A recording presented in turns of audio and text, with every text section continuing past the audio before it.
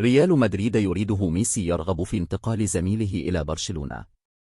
كشفت تقرير إخبارية إنجليزية إن النجم الأرجنتيني وقائد إنتر ميامي الأمريكي ليونيل ميسي قد يستغل أزمة مواطنه يوليان الفاريز المندلعة مؤخرا مع مانشستر سيتي ليقدم خدمة كبيرة لناديه السابق برشلونة. وقالت مصادر قريبة من مانشستر سيتي إن برشلونة يسعى بقوة لتخطي فشله في ضم النجمين الإسبانيين نيكو ويليامز وداني أولمو بالتوقيع مع الفاريز الذي يبدو في أوقات ذاته هدفا متاحا لكل من ريال مدريد وباريس سان جيرمان وأتلتيكو مدريد.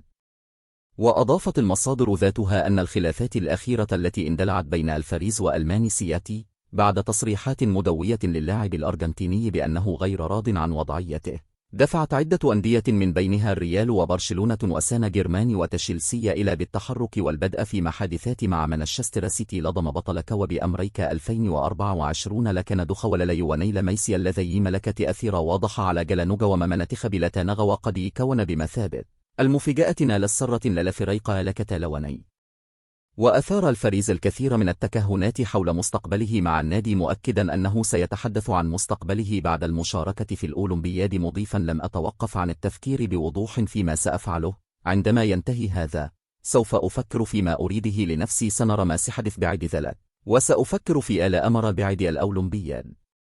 وكان بيب غوارديولا مدرب مانشستر سيتي تطرق إلى أزمة تصريحات الفاريز وقال حينئذ إنه لا يرى النجم الأرجنتيني خارج ملعب الاتحاد لكنه سينتظر ما سيقرره الفاريز نفسه. وردا على عدم التعويل عليه في المباريات الهامة قال الإسباني إنه منح يوليان الفاريز الموسم الماضي الوقت الذي يستحق مضيفا لقد لعب كثيرا، هل يريد المزيد؟ نعم هذا جيد، عليه التفكير في الأمر وعندما يفعل ذلك سيخبرنا. وفيما سيدخل باريس سان جيرمان بكل ثقله نحو المنافسة على ضم النجم البالغ من العمر 24 عاما وذلك بالاستعداد لدفع 70 مليون يورو. ذكرت تقرير إخبارية أن أتلتيكو مدريد وريال مدريد كذلك مستعدان للدخول في المزاد فيما تم تداول معلومات حول دخول أرسنال بدورها ضمن الأندية المتنافسة على الصفقة. كن برشلونة الذي يشهد أزمة مالية تدفعه إلى التقشف قد يعول على مكانة ليونيل ميسي للظفر بخدمات الفاريز الذي كان حاضرا مع أيقونة الكرة الأرجنتينية في إنجازاتها الأخيرة خلال كوبا أمريكا 2021 و2024 وكأس العالم 2022.